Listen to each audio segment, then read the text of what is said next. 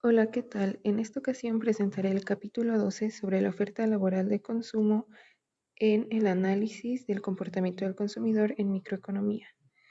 Tenemos pues que el consumidor recibe dos fuentes de ingreso. La primera es no salarial y la segunda es el salario por hora que recibe del trabajo que realiza. Entonces tenemos que está el ingreso no salarial más el salario que recibe según la cantidad de horas que trabaja. Dice que para simplificar este análisis solamente nos enfocaremos en un bien. La cantidad consumida del bien está representada por C y el precio en P. Entonces su restricción presupuestaria se convierte en el precio por la cantidad consumida, que es igual a los dos ingresos que tiene.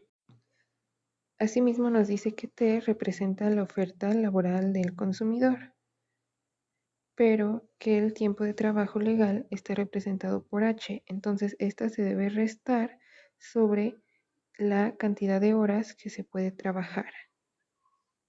Entonces tenemos que la restricción presupuestaria se puede expresar de la siguiente forma. Tenemos el gasto de consumo más el gasto de ocio. En el consumo, la restricción sería el presupuesto, o sea, la cantidad de dinero que puede gastar. Y en el ocio tenemos la restricción temporal, es decir, la cantidad de horas que se va a gastar para el ocio. La suma del gasto de consumo y de ocio nos da entonces su ingreso máximo posible, que es la cantidad del ingreso no salarial más el salario que recibe según la cantidad de horas que trabaja. Entonces, sabiendo que contamos con esta restricción presupuestaria, podemos saber hasta dónde podemos llegar para maximizar la utilidad. Entonces, esta formulita de aquí abajo nos dice que cada vez que yo tenga más consumo, obtengo mayor utilidad y que cada vez que tenga más ocio, mi utilidad también aumentará.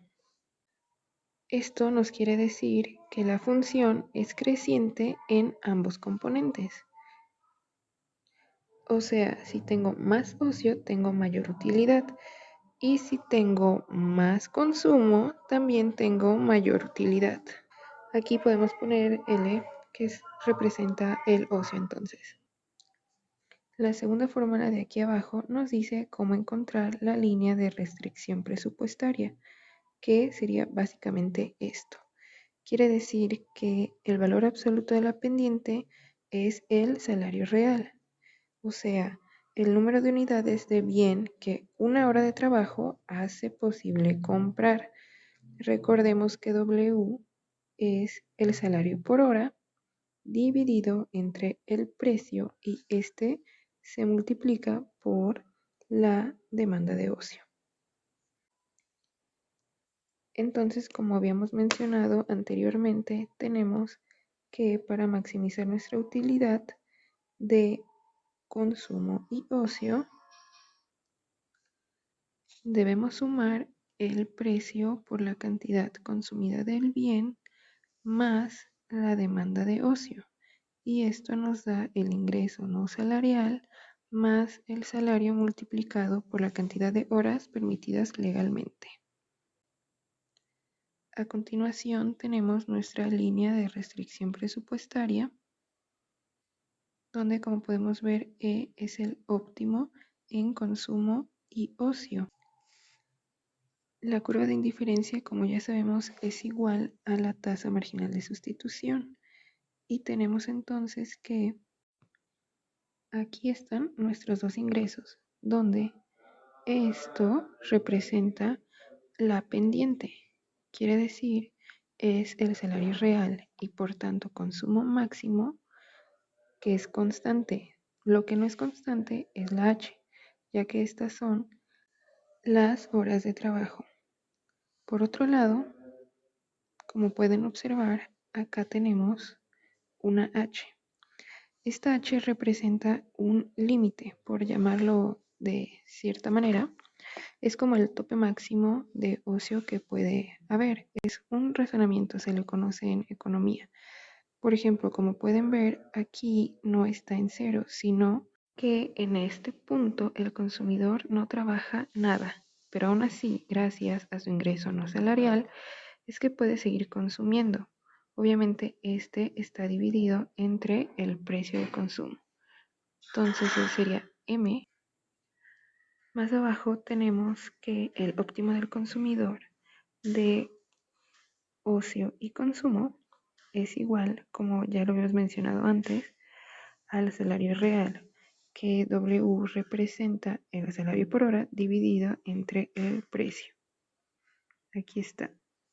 El óptimo es el precio de la cantidad consumida más el ingreso que recibe de la demanda de ocio, y esto es igual al ingreso no salarial más WH, el ingreso que recibe sin trabajar de el tiempo de trabajo legal. Pasando a nuestro siguiente tema, tenemos que podemos estudiar cómo la elección óptima del consumidor reacciona a las variaciones de los parámetros de su problema de ingresos no salariales y precios. Entonces tenemos esta formulita de aquí que nos dice que delta M, o sea, la variación en el ingreso cuando es mayor a cero, nos da que la variación de L, que es la demanda de ocio, es mayor a cero, entonces la variación de la cantidad de horas trabajadas es menor a cero. Y pues, ¿esto cómo se interpreta? Quiere decir que el aumento en M corresponde a un cambio al alza en la restricción presupuestaria del consumidor. O sea que si aumenta nuestro ingreso sin trabajar, también aumentará nuestra restricción presupuestaria. Se entiende pues que el óptimo del consumidor se moverá en la dirección noreste. En este caso implica un aumento en las variables. Como podemos ver en nuestra gráfica, tenemos aquí consumo y ocio. Nuestra restricción presupuestaria al aumentar nuestros ingresos hace que nuestro óptimo de consumo también aumenta. Entonces, como podrán ver, esta sería nuestra curva de indiferencia o la tasa marginal de sustitución que presentaríamos. Igual podemos ver que aquí está nuestro límite o el tope máximo pues de ocio que podemos consumir. Y pasando a nuestra siguiente diapositiva, ahora tenemos el efecto de un aumento en la tasa salarial, o sea, cuando nuestras ganancias aumentan. La gráfica nos muestra que este aumento tiene dos efectos. El primero es que si se modifica el precio del costo de oportunidad del ocio, entonces recordemos que nuestro consumidor tiene dos tipos de ingresos. El no salarial y el salario que gana por hora, obviamente dividido entre el precio y multiplicado por las horas, ¿verdad?, que trabaja. Y esto quiere decir que cuando aumentan sus ganancias, la restricción presupuestaria cambiará. Recordando que es esto lo que nos da la pendiente en nuestra restricción presupuestaria. Más abajo nos dice, el ingreso total del consumidor aumenta y por lo tanto puede consumir tanto antes sin trabajar más e incluso trabajando menos, como lo muestra en la gráfica. Pueden ver que todavía tenemos nuestro límite de racionamiento y entonces, aunque no trabaje, puede seguir consumiendo. Entonces nos dice que el signo final dependerá de la importancia de ambos efectos. Para el A, que sería la variación entre la variación de ocio, entre la variación del salario por hora es mayor o igual a 0, solo si la suma de nuestras ambas opciones es menor o igual que Y2. Y en nuestro efecto B tenemos que la variación del ocio dividida entre la variación del salario debe ser menor a 0 cuando la suma de nuestras dos opciones es mayor que Y2. Esto quiere decir que en el caso de B, la oferta laboral aumentará con el salario, mientras que en el caso de A, la oferta laboral disminuirá. Por lo tanto, el efecto final no se determinará a priori y no se puede decir que un aumento en los salarios implicará una mayor oferta de trabajo.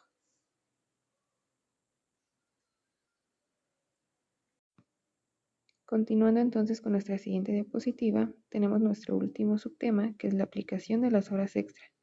Supongamos que en las horas trabajadas más altas de T, en este caso, que está escrito así, nos referimos a esta T con el signo arriba, lo que quiere decir horas extras pagadas con un salario por hora más alto. Como nos muestra esta gráfica, tenemos que la restricción presupuestaria se convierte en este caso, todo esto. Que dicho de otra manera se refiere a que cuando aumenta nuestras ganancias, también pues como habíamos mencionado, nuestra línea de restricción presupuestaria aumenta, pero nuestro óptimo de consumo cambia dependiendo la variación de ocio deseadas. Podemos ver que si vamos aumentando el salario por hora, en el gráfico vemos cómo nuestro consumidor reduce sus horas de ocio. O sea, estas flechas es lo que nos indican. De forma óptima, porque trabaja más. Hasta el momento en que el salario ha subido mucho, entonces el ocio vuelve a crecer. Aquí estaba borrando todo esto para que puedan entenderlo de nuevo. Tenemos que la oferta de trabajo, o sea, las horas que se decidan trabajar para cada uno de los salarios, recuerden que en este caso tenemos el que es pagado por hora y el no salarial, entonces este puede ser creciente. Este es un ejemplo. A mayor salario, más horas de trabajo, pero también decreciente. A mayor salario, menos horas de trabajo. Suponiendo que nuestro límite es este, porque en realidad la oferta de trabajo es normalmente creciente, pero se debe a la combinación de los efectos porque como sus ganancias van a aumentar, entonces también sus horas de trabajo van a aumentar. Esto quiere decir que se reducirá el tiempo que puede gastar en ocio, o sea, cualquier actividad independiente al trabajo. Los óptimos también varían, como pueden ver, borrando todo esto, tenemos que nuestros óptimos, al tener nuestro primer ingreso, este sería nuestro primer óptimo. Al aumentar nuestro salario, tenemos que este es nuestro óptimo. Como pueden ver, está más alejado de la cantidad de ocio que podemos consumir. Esto quiere decir, como ya lo mencioné, porque nuestro consumidor trabaja más y gana más. Entonces tiene menos oportunidades de gastar su tiempo en ocio. Por eso es que va cambiando en cómo se ve en nuestra gráfica. Bueno, continuando con nuestra siguiente diapositiva, tenemos que el óptimo con una tasa salarial única, en este caso W, sin el pago de horas extra. Sabemos que el aumento de W puede tener un efecto negativo en la oferta laboral. Este efecto se cancela aquí porque el aumento salarial solo juega para el trabajo adicional que el consumidor decide ofrecer y no para todos sus ingresos. Entonces, nos dice esta parte que el efecto de un salario más alto solo funciona para las horas de trabajo superiores a T, con este símbolo arriba como recordarán, sino por aumentar el poder adquisitivo de las horas ya trabajadas. Y entonces tenemos que esta partecita nos dice que el óptimo 1 va a ser menor que el óptimo inicial. Esto porque, como habíamos mencionado, cuando cambian las horas de trabajo, también cambia el óptimo. Tiene menos posibilidades de gastar sus horas en ocio. La gráfica de acá nos muestra este cambio. Aquí tenemos nuestro óptimo inicial y acá el óptimo cuando cambia. Vemos cómo se mueve hacia atrás la cantidad de horas de ocio que nuestro consumidor puede gastar. Me permití en esta ocasión realizar un ejemplo para que quede pues más claro este tema. Vaya, supongamos que nuestro consumidor se llama Paco. Bueno, Paco recibe dinero a cambio de no trabajar. Pueden ser por pensiones, manutención o cualquier otro motivo. O sea, si tuviera 24 horas de puro ocio, aún así recibiría, por ejemplo, 600 pesos. Y esto es M entre P, es decir, su ingreso no salarial dividido entre el precio del costo de consumo, el bien en el que él desea consumir. Pero bueno, entonces supongamos que Paco, a pesar de que recibe un sueldo, tal vez no se le hace suficiente para sus gastos necesarios. Entonces él decide conseguirse un trabajo en el cual gana esta cantidad, que son los 1,400 pesos, y tiene 16 horas de ocio. Si restamos al día las 24 horas y le quedan 16 de ocio, quiere decir que él trabaja 8 horas diarias. Y las 16 horas del día que le quedan las puede gastar como él decida. Entonces tenemos que la restricción presupuestaria inicial, nuestra primera E, nos dice que si nuestro consumidor, o sea, Paquito, trabaja a cambio de un pago por hora, su óptimo de ocio serían, pues como habíamos mencionado, estas 16 horas cuando gana 1,400 pesos. Después tenemos que Paco decide trabajar horas extra. Entonces el E óptimo nos dice que va a ganar 2,200 pesos. Esta línea es ahora su nueva restricción presupuestaria, donde podemos ver que aumentan las combinaciones de renta y ocio que puede adquirir. O sea, puede consumir más y podría gastar su tiempo de mayor forma. Digo podría porque, como pueden observar, eliminando todo esto, nuestra E en óptimo está hacia la izquierda. Esto quiere decir que, como aumentan sus horas de trabajo, sus horas de ocio se disminuirá. Ahora, en vez de 24, tendrá 12 horas de ocio. Y en vez de trabajar 8 horas, va a trabajar 12. Por eso es que tiene menos horas de ocio, pero mayores ganancias. Y por último, veamos que tenemos que Paco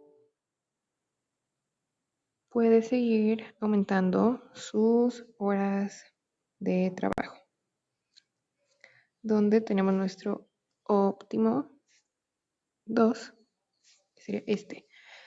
Entonces ganaría los 3,000 pesos, como podemos observar en el óptimo 2. Pero, ¿qué pasa con las horas de ocio? Como pueden ver, su restricción presupuestaria en comparación con los otros óptimos es mayor, pero sus horas de ocio en comparación con los otros óptimos es menor. Quiere decir que ahora solo tendrá 8 horas de ocio, por lo que trabajará más, son 16 horas, ya que, como recordarán, la suma nos da 24 horas, que ese era nuestro límite. Y por consecuencia, como pueden ver en color gris, tenemos nuestras curvas de indiferencia aquí, aquí y aquí, o la tasa marginal de sustitución que Paco decide tener en cada uno de sus óptimos, dados, como recordarán, por la suma de M entre P, que era nuestro ingreso no salarial dividido sobre el precio de consumo, más W sobre P, que era el salario por hora del empleo del que recibe la paga, también dividido entre el precio, y esto multiplicado por la cantidad de horas que Paco decide trabajar. Existe pues también la posibilidad de que si los salarios crecen muchísimo por las horas extras pagadas, la T con este signo arriba, puede ser que nuestro consumidor, o sea, Paco, quiera trabajar menos, ya que los efectos de renta y sustitución entran ahí, pero este es un tema que no tocaremos. Espero les haya quedado claro y entendible este tema. Pasen buenos días, tardes o noches. Gracias.